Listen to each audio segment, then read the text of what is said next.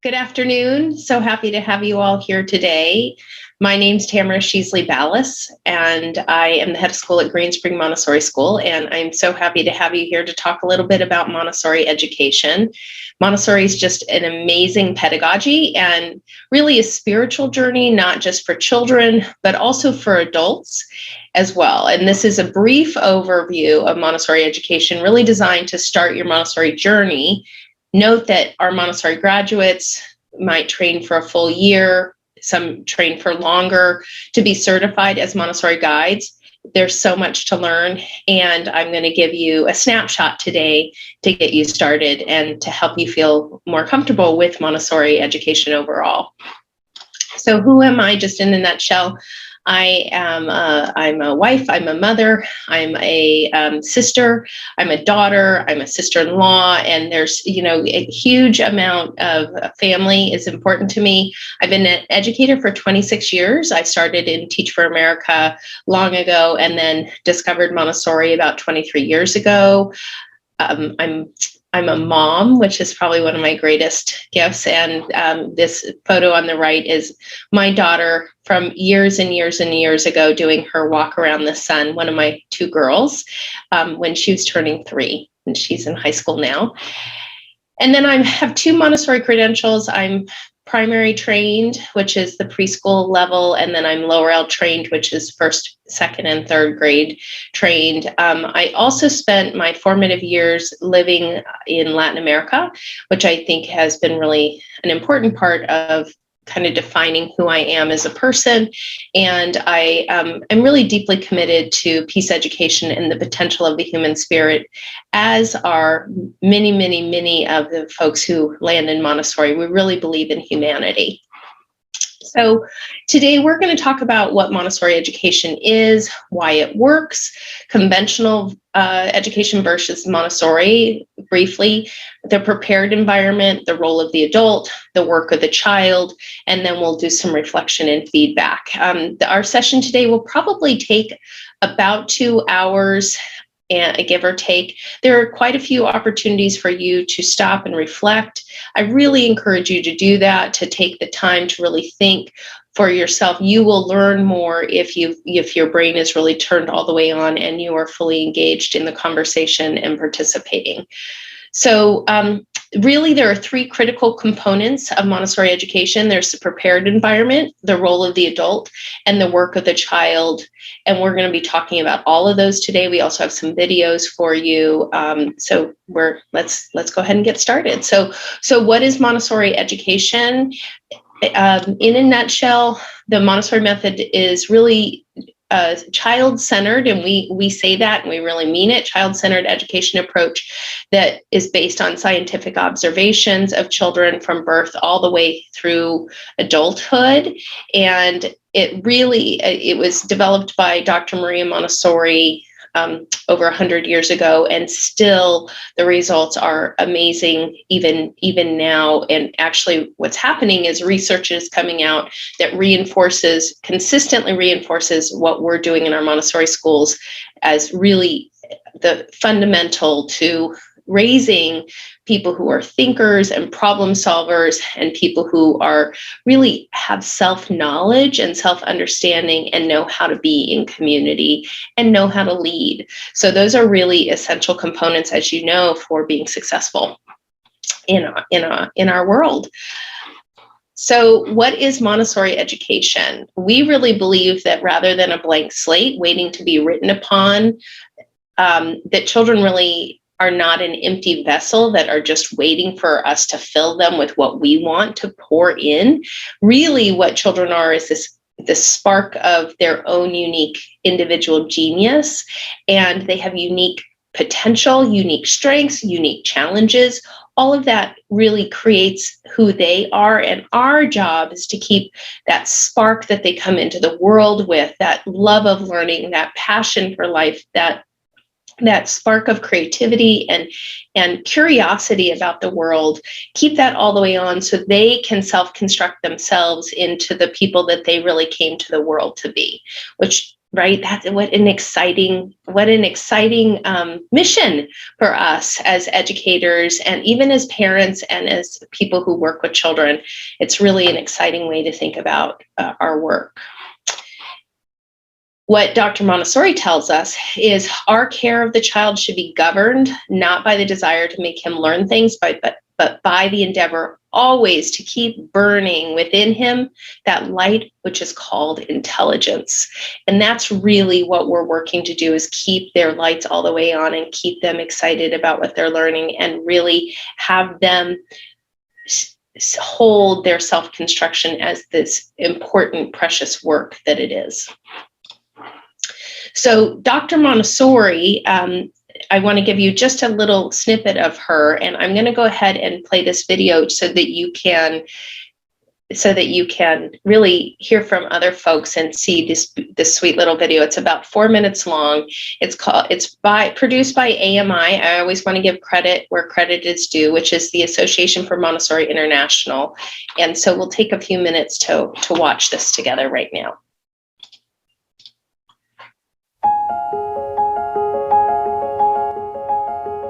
Help me to do it myself. That is really the essence of Montessori education. I'm Carolina Montessori, one of Maria Montessori's great-granddaughters.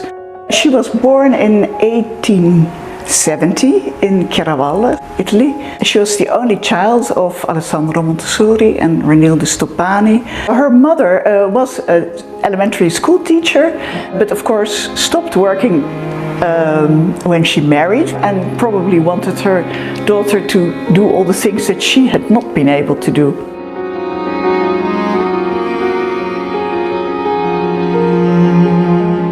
And he said, you can't study medicine, women don't do that. And she said, well, I know that I shall be a doctor.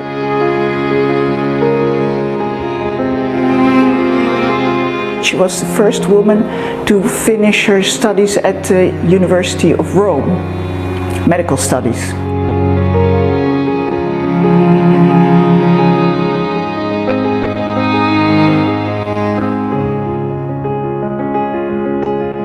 She pleaded for equal pay for women, which was very extraordinary in those days. She was very eloquent, and that she could speak very convincingly.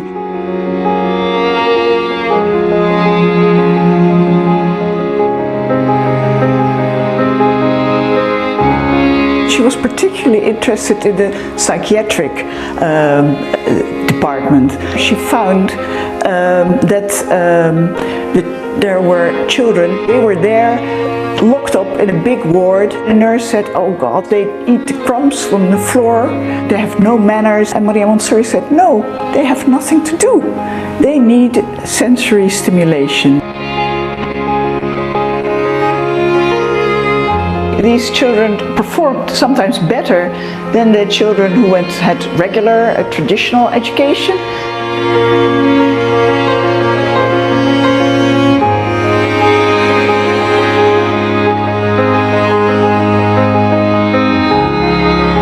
I think she thought that she was onto something great. It was so exceptional what these children could do.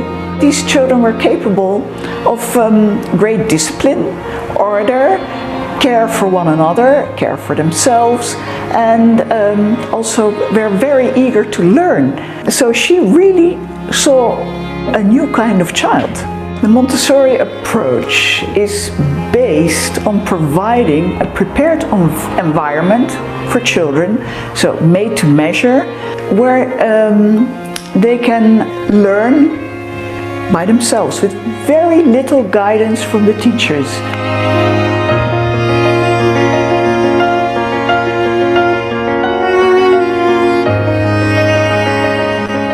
She saw how children suffered in the traditional kind of schools. At that time, children were seen as small adults, so they had to behave as adults, and of course they weren't. The whole idea of social justice and human rights, it's ingrained in her method. It's respect for each other, respect for nature, respect for the universe, for our world. It's all in there.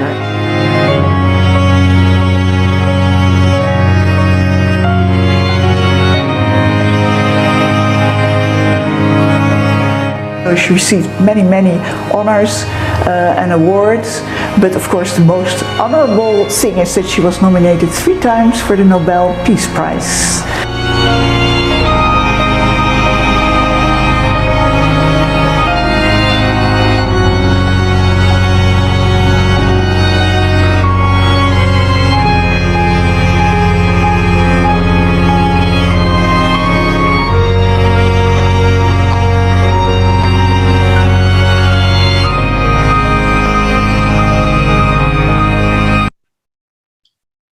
So beautiful, really beautiful history of Dr. Montessori and how she started this movement. So we're going to dig into some of the philosophy about what Montessori really is now. And one of the things you're going to hear is people talking about the planes of development. And the planes of development, Dr. Montessori really broke out into 6-year chunks, and then within the 6 years there are 2 3-year cycles, and really the 0 to 3, and then 3 to 6, 6 to 9, 9 to 12, and so on and so forth. And so when you're looking at infancy, this is arguably one of the most important times of the child's development. We know that you basically have really just over 1,000 days with the children before they turn 3. And this is an incredible time for their brain development. The child's personality quirks, their likes, their dislikes, all of this these are being laid during this time. And if it weren't difficult enough, the child also has to start to really organize themselves physically. And it's during this time that the child is learning to speak, to read, to crawl, to walk. And one of the things that toddler guides like to say, no wonder they're egocentric, right? Because they're doing all this work, and it really is, they don't know that they're separate for quite a while. And then when they realize that they're separate from the adult, then all of a sudden starts no, right? Because they can say no because they're their own self. So we see this as really a rite of passage and an exciting moment for them. And so at this stage, the child has, as Montessori put it, an absorbent mind. And from birth until about the age of 3, the child is, without any effort, soaking up everything in the world around them like a sponge. And then in the second half of the first plane, from ages 3 to 6, the absorption becomes conscious.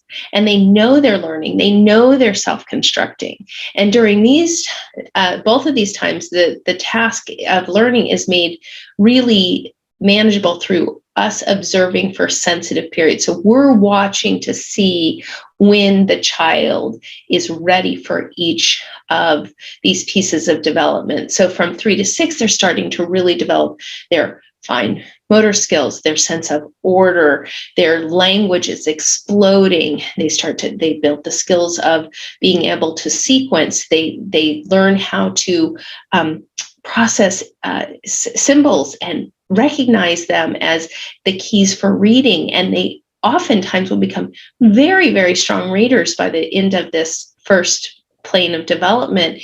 And we're so grateful for this because it gives them the keys to really exploring their curiosity and exploring the world. Then comes 6 to 12. This is the time of moral development. This is where the child, is that right or wrong?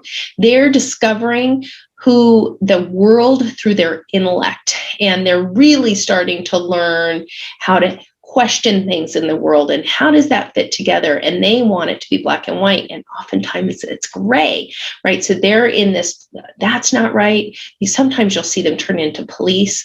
Dr. Montessori called this the age of rudeness because they don't have that sense of order anymore. Kind of that order can fall away, and they are not so conscious about their own things and keeping things tidy. And they really are going through this huge growth spurt. Their teeth change out, they lose their teeth, they grow them back in, their bodies start to, even towards the end, start to go through puberty, and they really are having this huge amount of development in really a short amount of time. And this is the time where we bring them the 5 great lessons, because we want to turn them on about the universe. Their intellect is on. They want to dig in more. We want them to be inspired about history. We do the history of life on Earth. We do the history of mathematics, the history of language, and so that they were really connecting these very intellectual academic pursuits with their deep thinking of why and how did we get here, and why is math the way that it is, and how did we learn language, and how did we learn to read and write English is one language. There are languages that are thousands of years old. How did that happen? So that it's an incredible time of intellectual curiosity and supporting them. And a big piece for them at this time is they need to start to working together. They have to learn to collaborate. They have to learn to connect with each other. So you'll find in our classrooms, a lot of the work is collaborative. They choose that, and they need to learn how to lead. They need to learn how to listen and follow and be on a team and see each other in that way. And then is 12 to 18. And this is when our children, this is 7th and 8th grade for us. And then we don't have a high school at Greenspring, but many places do have a Montessori high school. And so from 12, that 7th and 8th grade, that is when we call it the toddlerhood of adulthood, because so much of what happens with them becomes mirrors being a toddler, because they're really stepping into their adulthood and they're ready for a lot of adult responsibilities, but also their thinking in some ways falls apart. Dan Siegel's got a great book called Brainstorming, and it talks about what happens to the adolescent brain and how all of a sudden we expect that they're going to continue on this trajectory of really growing and getting better, and instead here they are and they don't know why their thinking is not working the way it was. They don't understand how their bodies are changing so much. You see the pictures of them from like the end of 6th grade all the way to 8th grade. Their facial structure will change. They're changing so much. So for them, they need the work of the land. They need to be physically involved. Dr. Montessori didn't want us to take on these big academic pursuits, although of course they have to have those challenges as well.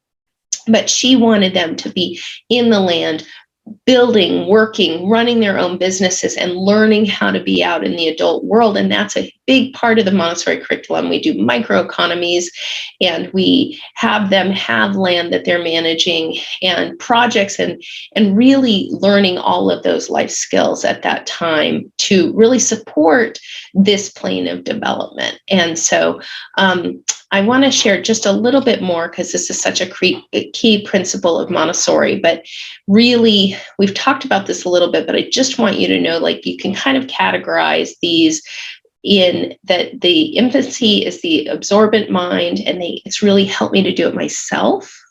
And then in childhood, it's the reasoning mind and help me to think it myself. And then by adolescence, we're at the humanist mind, which has helped me to stand on my own. And this is where they're looking for social, economic, and emotional independence. One more thing about adolescence, this is a time they really move away from their parents. They should be. They need to have other strong adult role models that they can work shoulder to shoulder with. And what happens in Montessori schools like ours is the number of adults you need working with these students actually goes up. Our ratios for this level we have fewer students with more adults, because they need to work shoulder to shoulder. They need to learn how to be an adult from somebody who's not their parent. So that's a little bit about these pieces. One of the things just about the adolescents also is it's a big time for critical thinking. They have a lot of self-concern. There's a lot of attention on themselves, a lot of self-assessment. And again, that social and moral development and those values are really emerging, who they're going to be in their lifetimes. It's an exciting time. So I also want to give you just a tidbit of all of the classrooms in a Montessori are multi-age. We do this is by design. In our programs, we have young toddlers, which is 18 months to 2 years. We do not mix those generally with the older toddlers, partially because of licensing, and we don't start having special licensing in at least in Maryland Montessori schools until age 2. But then after that, we go, the older toddlers start at age 2 in that program. Children's House is ages 3 to 6. And then we really can start at 2 years, 9 months in the Children's House, which is preschool. Lower elementary is 1st, 2nd, and 3rd grade. Upper elementary is 4th, 5th, and 6th grade. And then adolescent community is 7th and 8th grade. So as I talk about those pieces, you'll know what I'm referring to. So we love to share this. We really want to always begin with the end in mind. So we share this from Dr. Montessori herself. Whoever seeks a new path to guide humanity to a higher level must look at the child as a new teacher who brings a new light. As such, we have come to know him, and as such, we venerate him. And I love this because really that's what Montessori schools do, is venerate the child. That doesn't mean that the child runs wild. It doesn't mean children do whatever they want. That is a myth about Montessori schools. What it means is we hold the child as really this person that we hold with deep, deep, deep respect and love, and really support them in their self-construction as the person they came to the planet to be. We're never going in and being dominated or disrespectful, or really it's not a top-down approach. We're really partnering with the child. So why does Montessori education work? The first thing I want to share with you is that it works because we as human beings are wired to need emotional connection. And one of the things that happens in a Montessori school is that there is so much emotional connection. It's built into the system. We have this 3-year cycle, which I'll talk about in a little bit, but we have 3-year cycles where the children are connected deeply with each other and the guide and the assistant in the classroom. And everything that we're doing is about having that emotional connection between the children with each other and the adults and the children. And so it's a very safe environment. And what happens, and this is current research, is when we feel safe, our brain is actually much more open to learning. When our brain gets stressed out and we go to fight or flight or freeze, takes about 20 minutes for the brain to reboot and be able to actually take in new information. So domination doesn't work, mandates don't work. Like, they have to actually feel safe in the environment and connected. So that's a piece of it. There's also what we call mirror neurons. This is, this is scientific research, and the child actually mirrors those in their environment. So our 3-year cycle really allow the older children to serve as mentors to the younger children, and the younger children actually are mirroring what they're seeing with the adults in the environment. So in our environment, we're never do what I say, not as I do. We are actually modeling the behavior we want. So we use quiet voices when we're inside.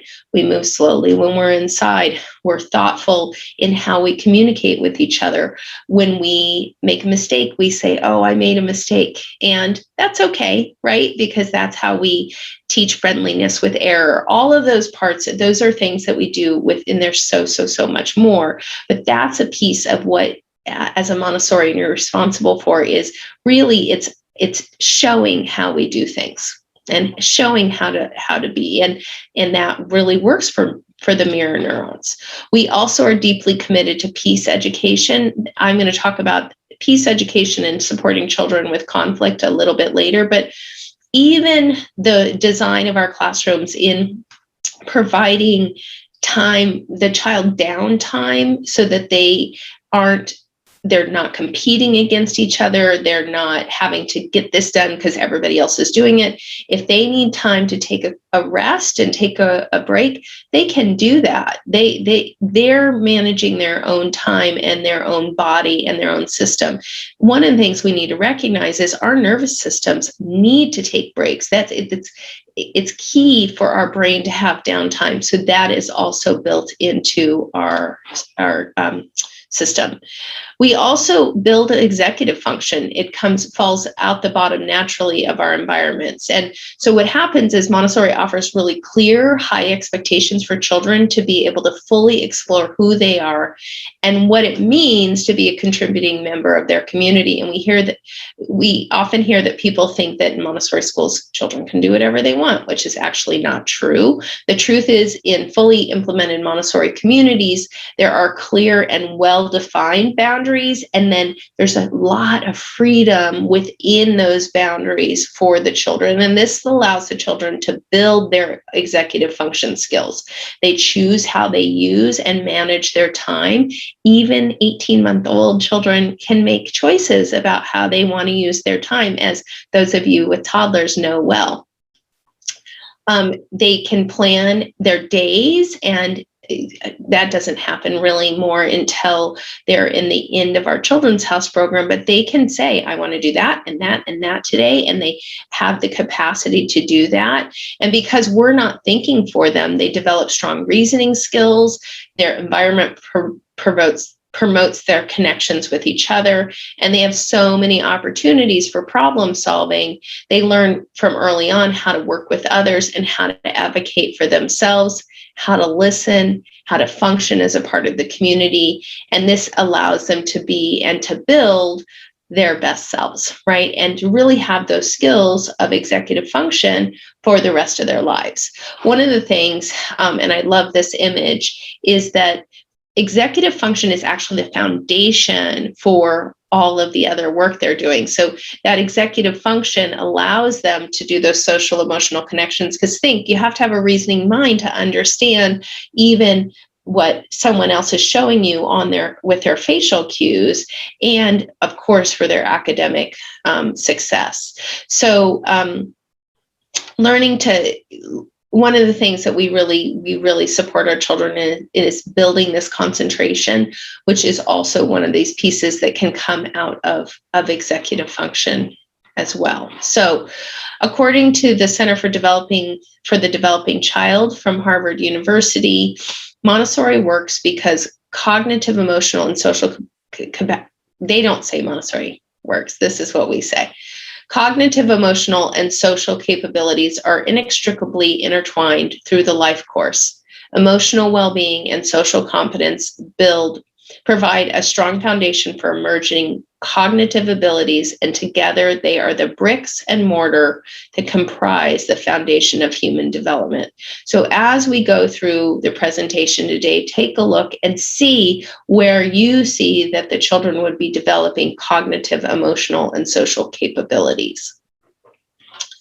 So conventional versus Montessori. And I want to share with you that, of course, this is not every conventional school and it's not every Montessori school, because not all Montessori schools are functioning with fully implemented Montessori either, right? And some conventional schools are doing things differently. So I just want to say, this is kind of in a nutshell. I'm talking about a fully implemented Montessori and at least the conventional schools that I grew up in. So in a conventional school, the adult is the teacher, and oftentimes that means, and I was a public school teacher for many years, and I can share with you, we have the deepest respect for that work, and it's critically important, and we're so grateful for it. And when I was teaching, in a conventional model, I was kind of the center of the universe. So I would stand up and talk at the board, and everyone did what I was telling them to do. And then I'd give them some time to fill out the worksheet or whatever that we were doing. And then we'd go to the next topic, and I was at the center again. And in Montessori, the adult is really the guide. So in Montessori, the adult is the person who's guiding the child towards the work that is their self-construction. So the adult's going to give the child a lesson in an area, and then the child goes back and practices that work and builds their own mastery. And the child is making the choices in the day. The child is saying, I want to start with math today, and then I'm going to get out my reading, and then I will have that research project I'm working on, and is really managing their own time. Again, executive function, right? But also the adult's job is to really look to the child and see what it is that the child needs next. as an individual, not as the whole class. The whole class is, you don't have to wait in a Montessori school for each child to be ready. I had to kind of teach to the middle, and it's a really hard job because you have these children who are really advanced in the conventional, and you have children who may be struggling, and you're trying to meet everybody's need. And in Montessori, you're really looking at the individual child and saying, okay, what does that child need right now in math? What do they need in science? What are they ready for in practical life, in sensorial, like that? And so that's a piece of what they're also learning. There's also active in Montessori. There's what we call 3-period lessons, and the learning is very active. The child is engaged in each of the lessons, and then the receptive learning is in conventional, where you're sitting and you're really receiving what the teacher's giving to you rather than you going out and taking the work. And I'll talk about 3-period lessons and what that means later in the presentation. But in conventional, there's really a predetermined curriculum. And in Montessori, I've talked about the individualized curriculum, although we do have, for example, in the preschool classroom, there's probably I would say there are hundreds of lessons that you're going to give the child over the 3-year cycle. And that's in practical life, which is daily living skills, so that they have those skills. Sensorial. So sensorial is all of this developing the senses, which is incredibly important to brain development. There's math, there's language, there's science, which includes botany and zoology and geology, and then you've got geometry, and it's an incredibly there's geography and learning about the continents. And I was in a toddler classroom this morning, and one of the toddlers was placing the animals by which continent they're from. So really extraordinary amount of thinking and work, and that the child is able to lead and the child is able to go to. What Dr. Montessori told us is that the work should seduce the child. Not a great word, but really you want that work to be so interesting and really seduce the child to want to do it. Not that you're saying you have to go do that right now. We want them, we say giving a lesson is like, hey, do you want to come have an ice cream sundae? Of course you want to have an ice cream sundae, right? So then we have, in conventional, there's scheduled blocks of time, and that to do certain things. Whereas in a Montessori setting, you've got an uninterrupted work cycle for 3 hours in the morning, and that's a time for the child to really work through their own pace and take on the things that they want to take on when they'd like to take them on. And what we find is giving them uninterrupted time really allows for depth of concentration and taking on big work. Also, you and I both know that it's hard sometimes to get your brain to focus on something that's hard. And then if you have to quit in 45 minutes because you have to go to the next class, you lose that depth, there's that depth of concentration that is lost every time you have to change into something new. So that's one of the pieces. And then, and in conventional, it's by grade levels. We have multi-age groups. We do that because that's real life learning. I'll talk about that a little bit later as well. In conventional, external validation. So grades tell you how you're doing, right? And if you get an A, you know you did well. If you get a C, you don't think you did well, right? Whereas we're really looking at internal motivation. We want the child to want to do their best work. I had a student who came to us in sixth grade, and I happened to be teaching him with this group of other sixth graders in seminar. And he said to these two girls, he said, why are you working on that? It's already done. And, why would you put more time into it? And he had come from a conventional background. And these two girls said, of course we're going to work on that right now. It's not our best work yet.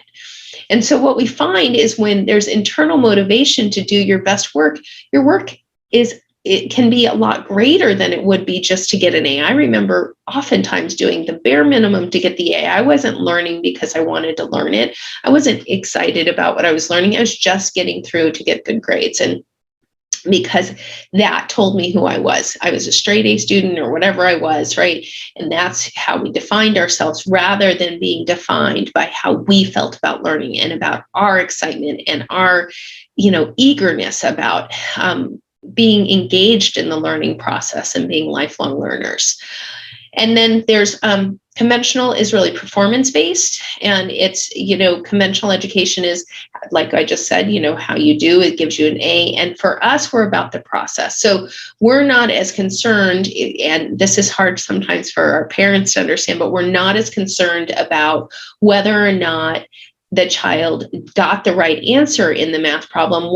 We're concerned about, do they understand the process, right? It's easy to miscount one bead, right? But if they're understanding the base 10 system of math, if they're understanding the binomial cube and if they're understanding grammar and the parts that different words have different jobs in the English language, if they're understanding the process, that means they can go, the truth is that so much of what we learn, we can Google it. Like, it doesn't have to be this, we're not going for, it has to be this exact right answer all the time. Of course, we want them to have polished work. There are moments where we're showing our work, we want the work to be polished, and they need to know how to do that. And they need to know how to revise. They need to know how to rewrite. All of that is a critical piece of it, but that's a part of the process too, because you're rewriting so that you can get to your best work. And that's a part of what we do here at Montessori. And so let's go ahead and have you all take a quick stretch break. I don't have a slide for it in here right now, but let's just take a quick stretch break. You can pause if you'd like to and get up and move around a little, because we've been sitting for a while here. And then we'll come back and go straight into the prepared environment for you. Okay. All right. So let's head into the prepared environment here. And one of the things I want you to think about is if you have a piece of paper, go ahead and journal this. Take a few minutes, you can hit pause. But let me ask you, what was the job of the environment of your school when you were growing up? Like, what was the work of the environment? What role did it play in your development and in teaching you?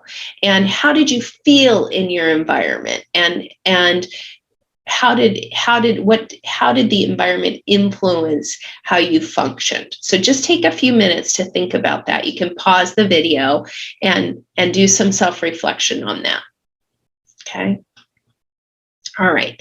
So what Dr. Montessori tells us about the environment is, in her own words, education is a natural process carried out by the child and is not acquired by listening to words, but by experiences in the environment. So the environment is actually shaping what the child is doing, and the environment is creating for the child it's what Dr. Montessori actually tells us is the environment and the work is the teacher of the child, right? And our job as the adults in the environment is to connect the children with their work. Okay. So the Montessori prepared environment is beautiful, and it's accessible, and everything in it is intentional. Every single thing in the environment is set out with a direct purpose. There's a reason it's there. It has a direct purpose and an indirect purpose, and it's all child size. And notice that the environments don't have a bunch of things on the walls. It feels very homey. That's by design. It's one of the things that we know about how the children's brain work, and all of our brains, is if we put a bunch of things up on the wall, like if we have the ABCs and the numbers, and there's a poster that says hang in there, or a cat, a cute kittens or whatever, that's distracting to the brain. So what we want to do is offer things on the walls that are beautiful and intentional and thoughtful and teach aesthetic beauty, things that we would like to have in our own home. and have lamps and have softness and really have it be that it's a simple and beautiful environment that almost feels Zen-like and allows the children to have a restful feeling in them. The prepared environment also needs to have a rich hands-on curriculum, right? And we'll go through a little bit some of those other areas, but it needs to be everything in the environment is wood or glass, natural materials, unless it's a waterwork. If it's a waterwork, though, they will have a plastic tray so that it doesn't get ruined. But it's high quality materials, things that we would enjoy having in our hands, things that we would enjoy touching. And that's what we're really providing for the children. And the whole curriculum is designed to be able to come out through materials and through touching and through that experience. And what we know is that it goes hand to brain, right? And everything is laid out so the children can be fully independent in using the materials themselves without adult intervention.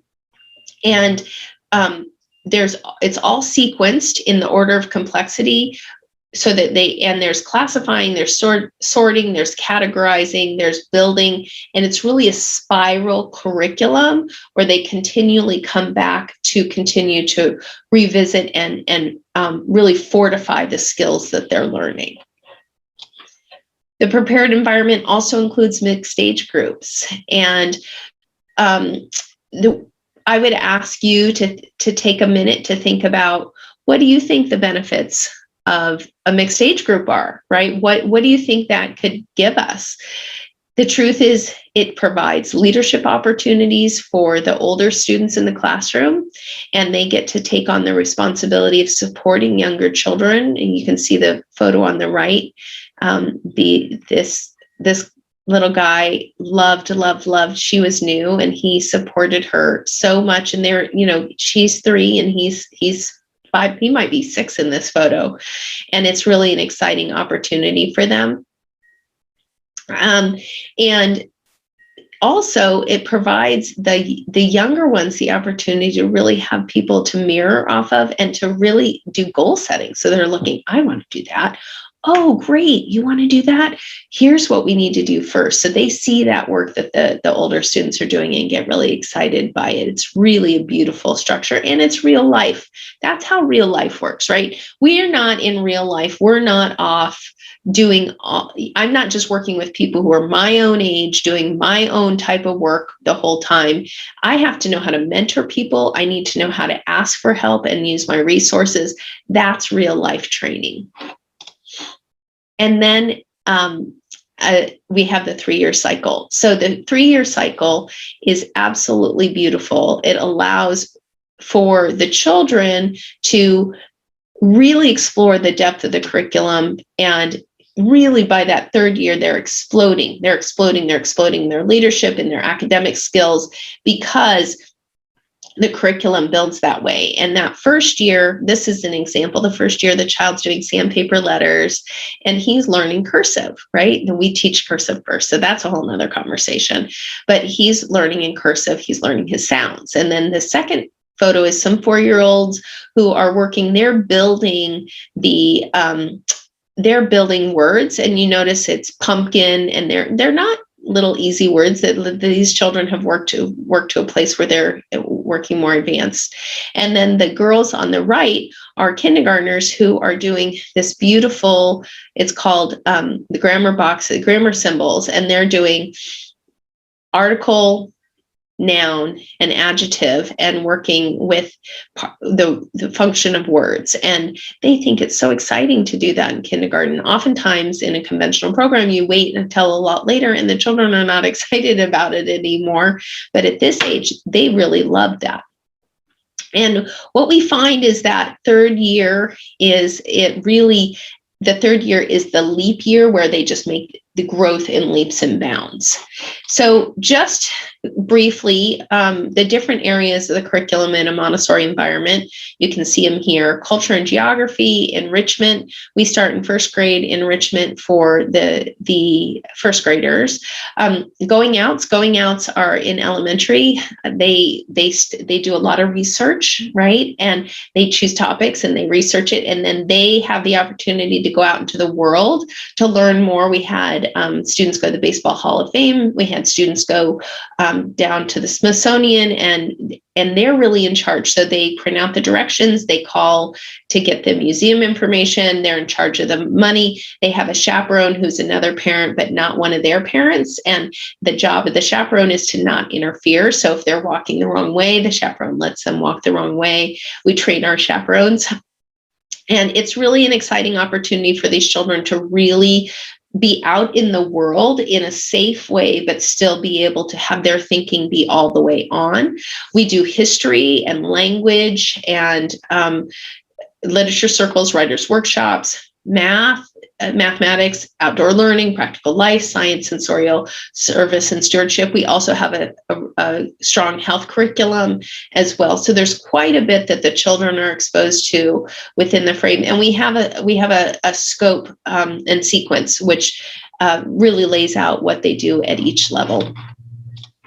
And then we have the prepared environment, the outdoors and extension of the classroom. And this is what we really know is that the classroom is the center, but not the boundary of children's education. And so the outdoor learning can be tending to animals, planting, gardening, extending geography of the outdoors, collecting specimens, learning about the weather. We really want our children, one of our strategic direction commitments, and I think this is true in most Montessori schools, is that children really become stewards of the earth and that they have an allegiance to nature. So the outdoor environment is an opportunity for them to be out in nature, learning about nature in a very hands-on way, and taking the things that they've learned in the classroom and applying them outside as well.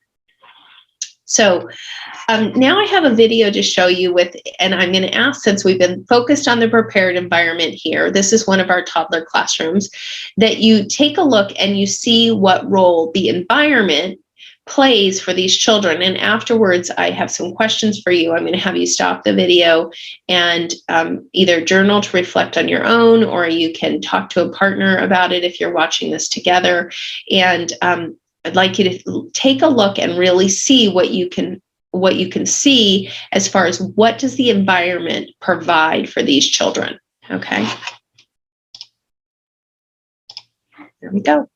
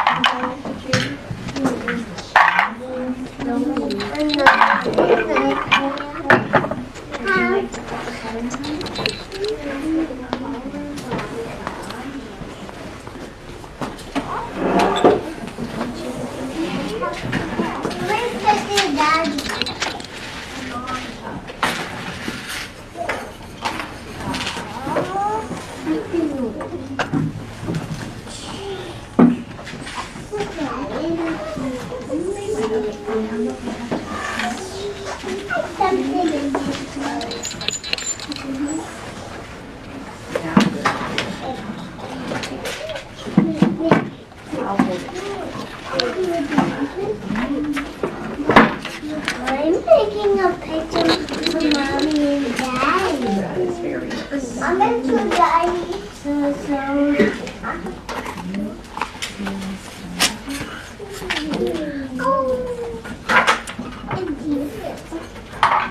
Let me see. I'm so excited. I need that one.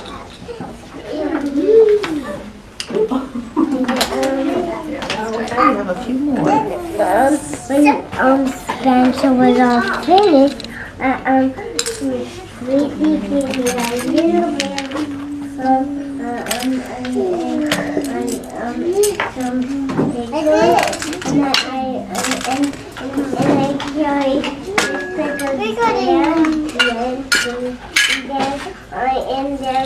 and then I carried it to the table, and then I carried some blue paper over to the table. So All right. So I'm going to ask you, what did you observe? What did you notice about the environment? What size are the materials? How did the children engage with the environment? And to take a moment, pause the video and take a moment and really think about what you saw. So what did you notice? It's pretty amazing, actually, to take a look at these classrooms and what they're able to offer the children. And so much of it is through that prepared environment. All right, so let's go ahead and take a stretch break and get yourself moving again. Get a glass of water, tea, take care of yourself. And we're going to move right now into the role of the adult. So the role of the adult. Being a Montessori adult requires really an incredible amount of emotional maturity. We have to have a deep knowledge of ourselves or work to build one, and really leave our egos at the door. And so what Dr. Montessori tells us in her own words is the adult himself is part of the child's environment. The adult must adjust himself to the child's needs, if he is not to be hindrance to him, and if he's not to substitute himself for the child in the activities essential to growth and development. That means the adult's job is not to ask the child to adjust to the adult, but the adult must look to the child and really get out of the way. And I have to tell you, we have a couple new assistants, and I was just talking to one who was over helping the children. It's such a natural instinct. She wanted to be of service. She wanted to support the children, but what ends up happening is she then were standing in the way of their own development, standing in the way of their perseverance and struggle. If every time we go in and we help when they're not asking for the help, it actually is a hindrance to their development as a human being and their sense of themselves and what they can do in the world. And so I'm going to ask you all to consider what you see as the role of the adult in a classroom. Take a pause, take a moment, and self-reflect on this, and think about what was the role of the adult when you were growing up in the classroom? What do you see as the role of the adult in a classroom? And then we're going to spend some time talking about what works in a Montessori setting. Okay, here we go. So the role of the adult is to observe without judgment. And this sounds really simple, but it's actually much harder than it seems. And so we want the Montessori adult to be a trained observer, never interrupting the child's work and focus. If the child is concentrating and is in that just right work, we don't want to interfere with what he or she is doing. We never rush in to help the child unnecessarily. Only help when requested by a child. If the child is, of course, being harmful to another child or to a material, then we would intervene. But when I'm talking about interfering, you don't want to come in unless they're asking. If they're struggling, let them struggle. What a gift for them to learn how to struggle and persevere through that struggle, even if it's for an extended period of time, because when they hit that moment, there will be this, it's a gift. And I'm going to give you an example. I was observing one of the classrooms, and we had this little girl, and she was brand new to us. And she was the smallest person on campus. She was just such a little peanut human. And she was trying to reach for something in her classroom, and the rest of the children could reach it, but she was small and she couldn't reach it. So she was going and she's grunting and she's reaching and she's reaching. And I was standing there with the assistant, and the assistant said, "Should I help her?" I said, "No, look, she's persevering. She's building that ability to overcome that feeling of like, I can't do it. I'm just going to ask somebody else." She's developing independence. So let's watch. And it took her quite a while. She kept going. And then all of a sudden she got it.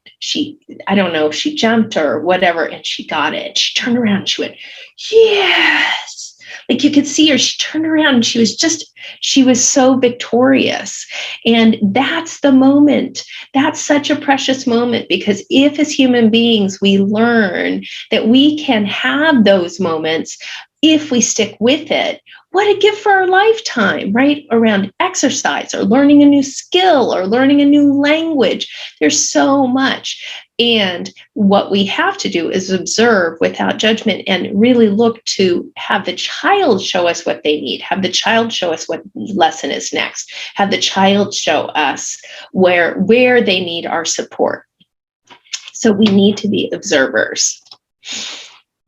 Build a deep connection with each child. Our job is to love them and to love them where they are. That doesn't mean we let them run all over and not be respectful or any of that. That means that we have to have that deep connection with each child and have that be in place. We have to be happy to see them every time that they show up.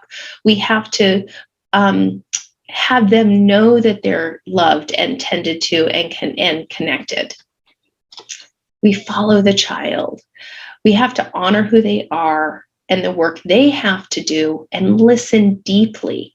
Now, that doesn't mean that they always do what they want. If you have a child who wants to run around the classroom carrying, 2 red rods in their hands like swords, that's not something we do in the classroom. We have those boundaries that we talked about. We have clear boundaries.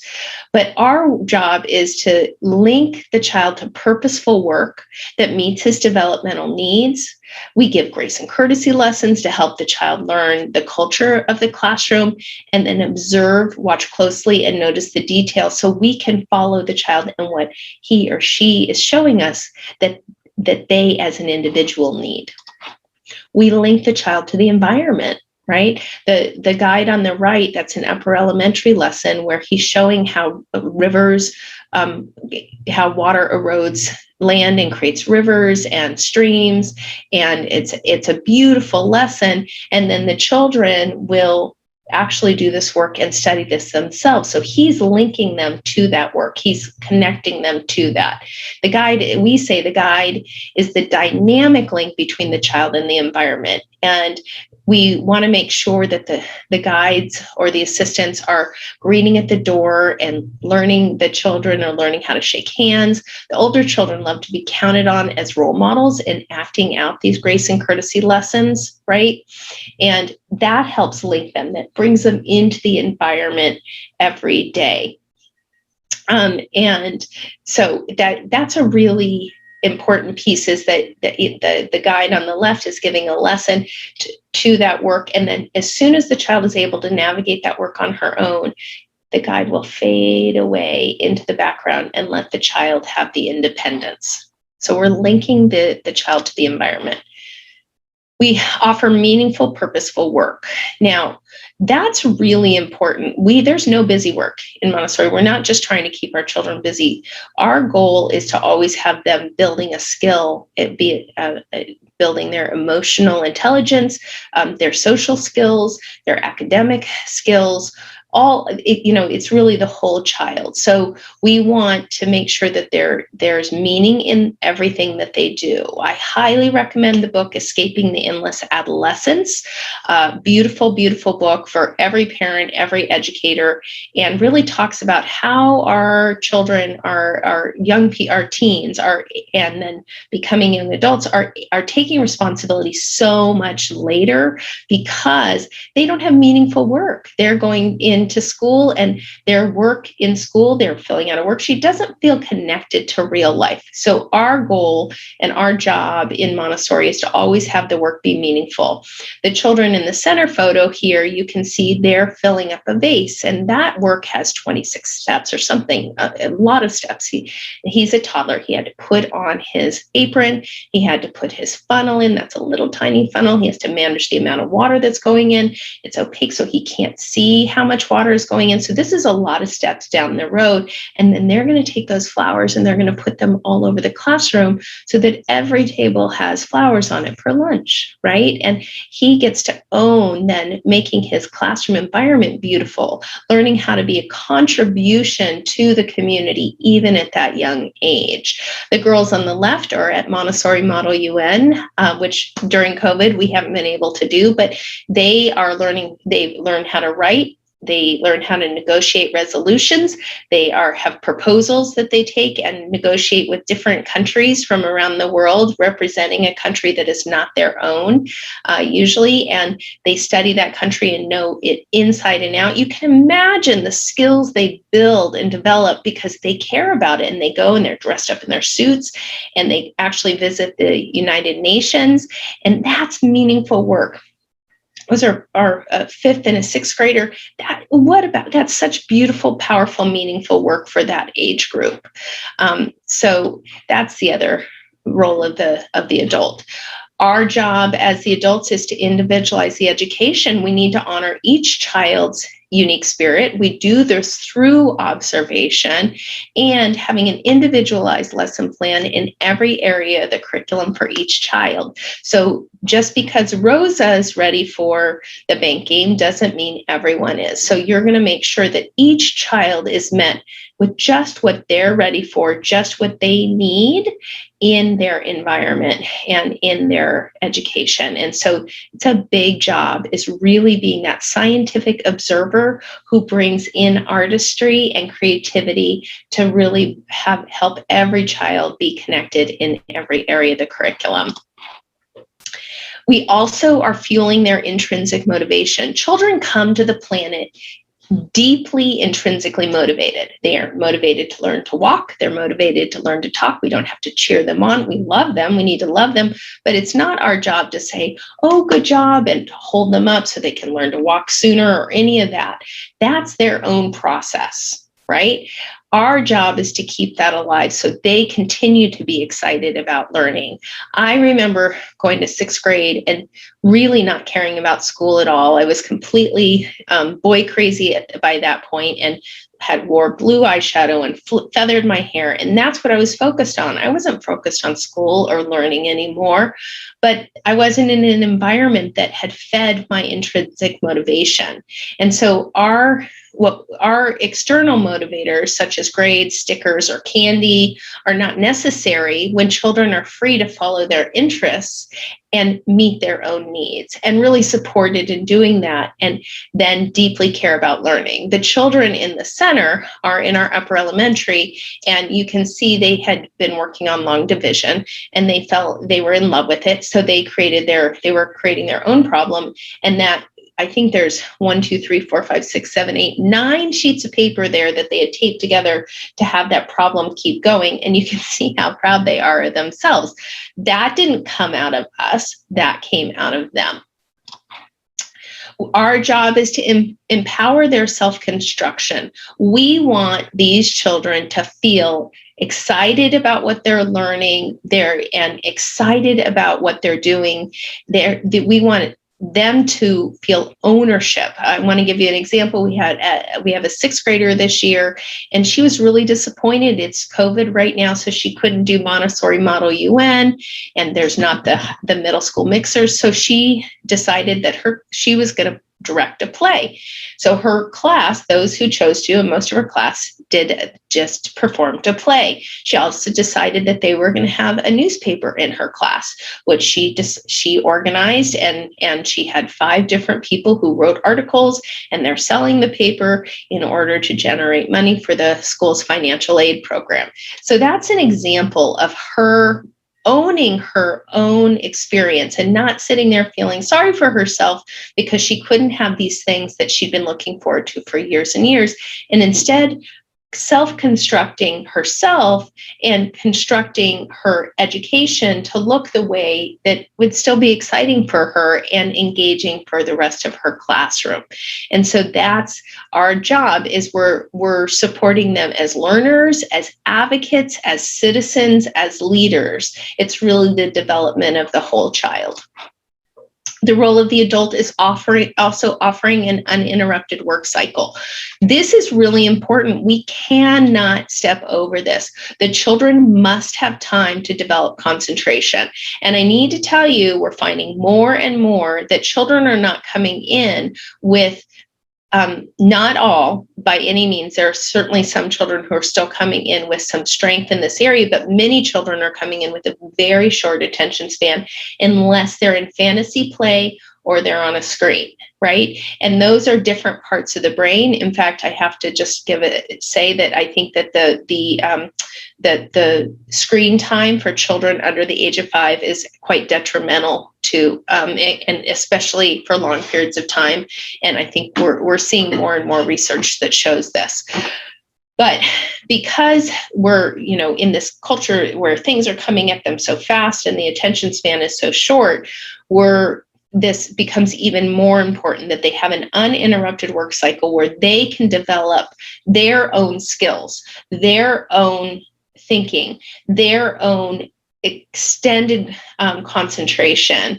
And our job is to protect that and to give them that time and make sure that we're not interrupting them unnecessarily, that other children aren't interrupting them, so they have the opportunity to really build that muscle.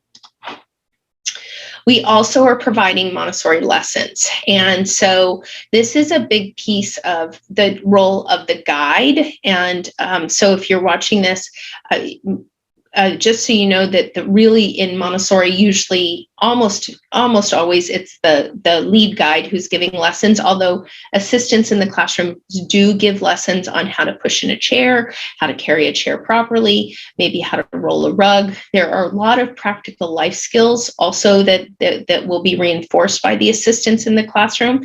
And so one of the things that we want to make sure that we talk about is, what does the lesson look like? So guides are well planned, and they come in with the lessons that they would like to give. And then the children learn by observing others, and the teacher or the peer can give the lessons, right? And then the lessons are demonstrated with slow, precise movements. It's called a 3-period lesson. So the 3-period lesson is the presentation, right? And this is, I'm naming this, I'm telling you what this is, I'm showing you how this works. And then the second period is practice. And so this is the time where the child has to do the work until they feel their own sense of mastery. And it can be challenging for them sometimes when it's something that is a stretch for them, but that practice is theirs. That's how they self-construct, and then really that's their opportunity to explore the new idea, to make it their own, and really gain a depth of understanding. And then the third period is their expression, or what in conventional model calls assessment. So that's where we see that they have that skill and they know how to do it. So that's the lesson presentation structure. So the role of the adult is also to foster independence and choice. And so for the children on the right, they're on a going out, which I talked about earlier, where they have the opportunity they're on the subways of DC. And then you can see the children in the center, or a children's house classroom, a preschool classroom, working on their cursive, right, independently. And the child on the left, even getting his shoes on independently is a big work. It's really important to remember that children are naturally driven towards achieving independence. It's only when they get interfered with, usually, and somebody's standing in the way of that they end up having that kind of thwarted. And so our job is to keep that fueled for them. And when adults offer assistance or interrupt, they often are actually serving as an impediment to the child's growth. So just the piece I really want you to get is, if a child's asking for help, we help them the smallest a bit that they need in order for them to still be successful at the task. And we always want to give a choice. Even if you have a child who maybe is struggling in the moment, we want to find something that we can offer a choice about. So maybe you have a child who right then is not choosing to clean up their work. So would you like to clean up your work right now by yourself, or would you like me to support you with that? Like, there's always a choice we give. And we talk about that more in some of our discipline workshops, because discipline is really education. We also model grace and courtesy, and grace and courtesy is how we take care of our environment and our community. That is basically what grace and courtesy means. And so it's tending to others. Grace and courtesy lessons include basic skills and social strategies that enable children to function as a part of a greater whole. And it's the role of the Montessori adult to model the behaviors. It's really a pillar of Montessori education. These are the lessons of how we function in the world with other people. These can include how to greet someone, how to serve tea, how to support somebody who's struggling, how to help your friend button their things, how to sweep up. All of those can be part of grace and courtesy. We also foster peace education, right? And when children are struggling with each other, or we really never want to step over it, it's really important that we don't just shove it under the rug or say, just ignore him. We want to honor their feelings and allow them the opportunity to speak their truth, and also allow them to learn how to listen to each other. We have to live that ourselves, which can be challenging as adults, because it's easy for us to say for children, but when we're asked to do the same thing, it can actually be challenging. But we want to teach them how to communicate even when they're frustrated, using their words in a way that's kind and respectful. We always have to be responsible for how we show up and what happens when we're triggered. How do we respond when we're with a child, or we start to feel impatient, because they're watching all those things. If there's a child in the classroom who can be frustrating to others, they're watching us to see how we interact with the child, how patient we are, and they're paying attention to that. And so a piece of your work is to support the children in learning to communicate with each other, and really, how do we take care of those in our community who may be struggling at any given time. So I'm going to show you a video of one of our upper elementary classrooms a couple years ago before there were masks everywhere, and have you take a look at the role of the adult here. And what is the role of the adult in this environment? What are they doing? Are they telling everybody what to do? How are they serving the community? And is this the role of the adult as you would expect it in a classroom setting? So here we go.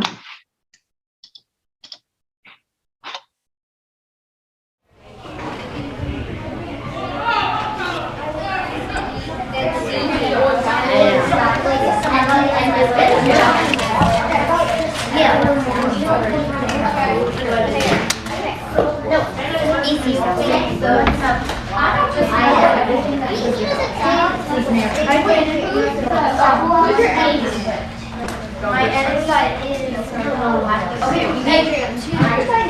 Me too. Smart. Yeah.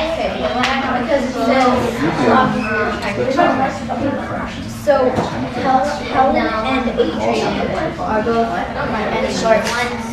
And that's the rule. We do the top, bottom. So, that said, we had our 5/4. What do we do there? I'm just gonna look for anything that's underneath this. Yeah.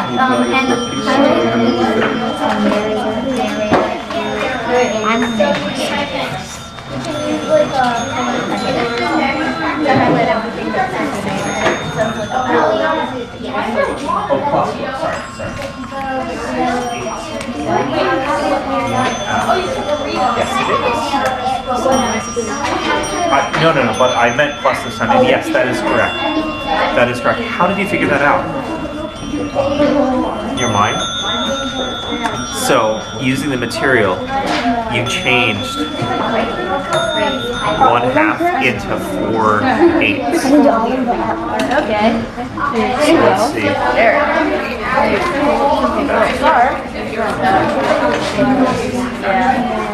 Nine. If you take out 9 tenths, I think we need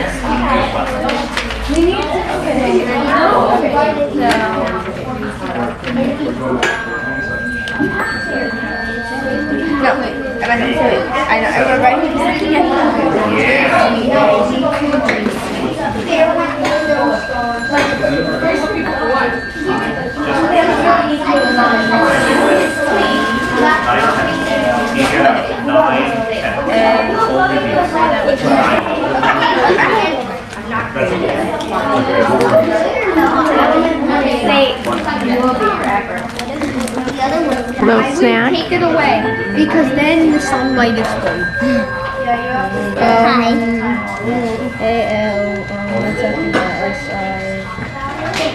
Hi.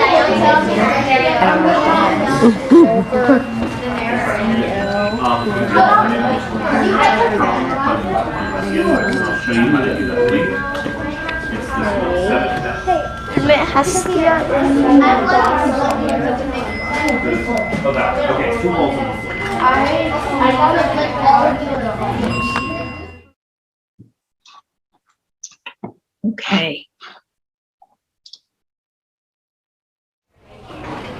So what did you observe? What did you notice about the adults? What was their role in the classroom? And how were they supporting the children? Take a pause and self-reflect. Think about what you noticed, what you saw.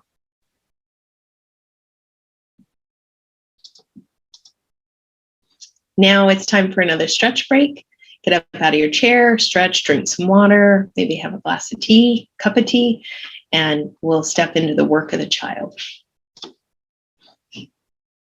In Montessori, the work of the child is their self-construction, which is partly learning who they are and knowing themselves and understanding themselves.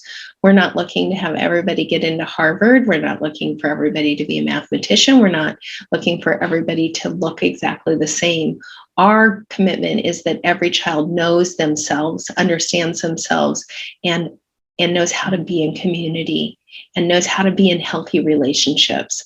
And also part of knowing themselves is understands themselves as a learner and as a leader, and is really excited about life overall, and enjoys the preciousness of it.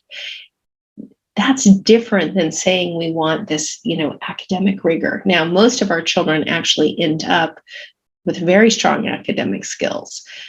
That's a part of their self-construction as a human being, is they want to be challenged, they want to be engaged, and that's our job as educators. And it's a different frame that we're looking at, because what we know is our children, if they feel empowered, if they're self-actualized, they're such a major contribution to our world.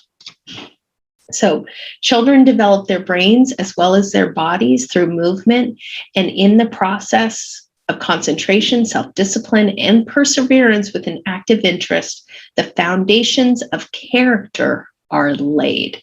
And that's what we're talking about, is who are these young citizens, these world citizens that we're bringing into the world.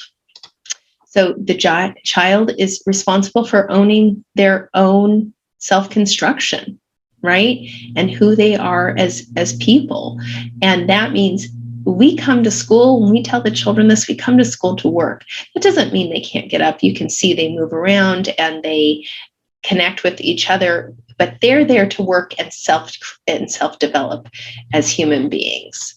The child is responsible for developing independence. They're naturally driven towards achieving independence. When adults offer assistance when they don't need it, as I shared earlier, it really stands in the way of their growth and development. And the work has to be big and challenging and really inspire them. And they have to be willing to step and hold on to that.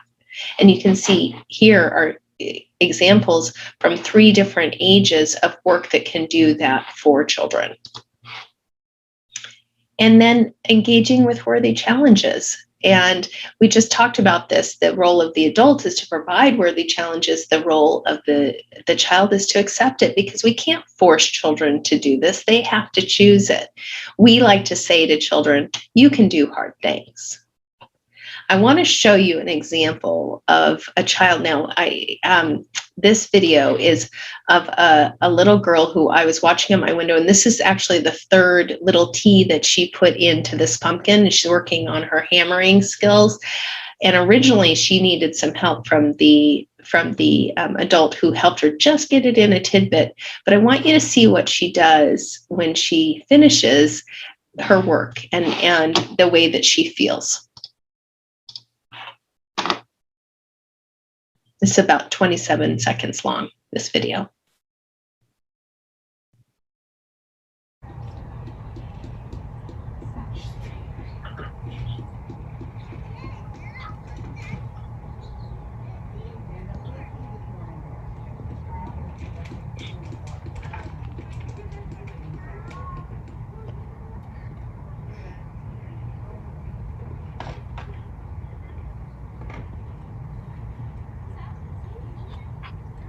What you can see there is she's so excited. She's so proud of herself. And that's absolutely what we're looking to create for children, is give them those opportunities to have that valorizing moment where they're excited about what they just did and have that experience of, I did it, right?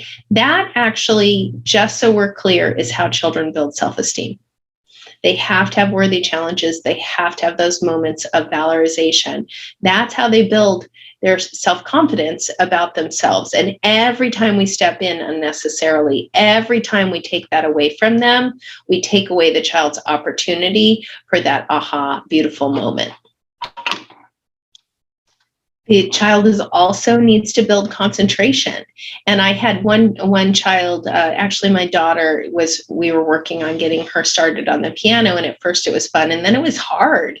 And I was listening to Joanne Deek talking about how the brain develops with children, and she said, with musical instruments, it's really hard, and you want to support them in kind of moving past that. And what was interesting was when we were talking about how my daughter and I were talking about this moment where she was really struggling, she said, "Mom, it's like a shovel in my brain." And I thought, wow, that really is how it feels when we're trying to learn how to do something, and can be really challenging. So for us in Montessori, what we're trying to do is have the children have the opportunity to build their concentration without it feeling like a shovel in the brain, right? And have them, but it still can be challenging for them to concentrate just like us when it's something hard. So we're meeting them with just the right next step so that they can build that next step and that next step, and it's not, doesn't feel like such a big jump. You can see the concentration here in all three of these children. They're deeply, deeply involved in what they're doing. And that comes out of an uninterrupted work cycle, meeting the child right where they are, not helping them with something they can do for themselves. One of the things that happens with a lot of our children is they come in with maybe a 20-second concentration. Their work cycle is very short. And what we find is that it builds over time. And so a child who may come in with 20 seconds, we are celebrating when they get to 2 minutes, and then really celebrating when they get to 10 minutes, and then it's 20 minutes, and it really can grow. It's building those neural pathways, and that's a part of their work. And the concentration comes out of the work cycle. So in Montessori, we have the beginning, middle, and end of a work cycle. Beginning is when the child takes the work off the shelf for themselves. The middle of the work cycle is when they're doing that work on a rug or at a table. And then the end of the work cycle is when they're putting the work back away for themselves. Even if another child is waiting, we have the child put the work away and the other child can take it out, because we want the first child to be able to complete the work cycle on their own. And that's a big piece of what we do in Montessori as well. The child is responsible for engaging with just right materials. So that means that those the work that is just designed just for them at that exact right age. And the child is responsible for developing their grace and courtesy and building those muscles, which we talked about a little earlier. The child is responsible for becoming a world citizen and somebody who is aware of others and knows how to be in the world. And you can see we have a photo here of some of our students at a senior center, and we have children cleaning the environment and taking care of the garden and supporting each other. And all of those are a part of their big work of really knowing how to be with each other and really be a contribution to the community. All right, so here I'm going to have you take a look at this video. This is one of our Children's House classrooms. And this is the place where you can take a look and see what the role of the child is. And how does the child interact in the environment? What's their responsibility? Where are you seeing what we've been talking about?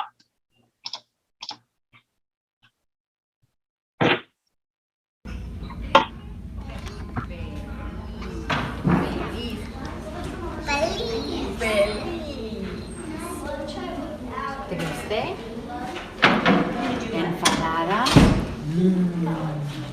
I have to look and see if I promised someone else. I will check.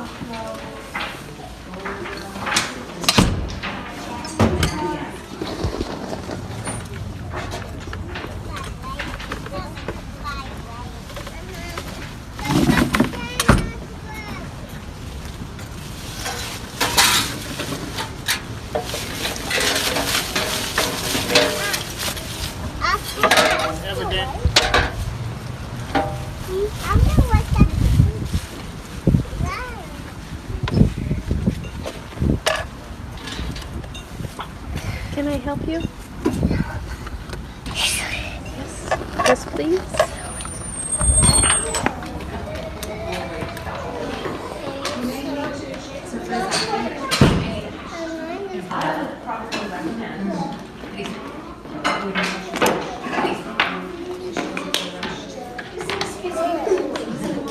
Feliz. Enfadada.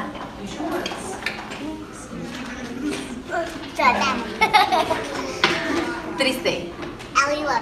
Triste.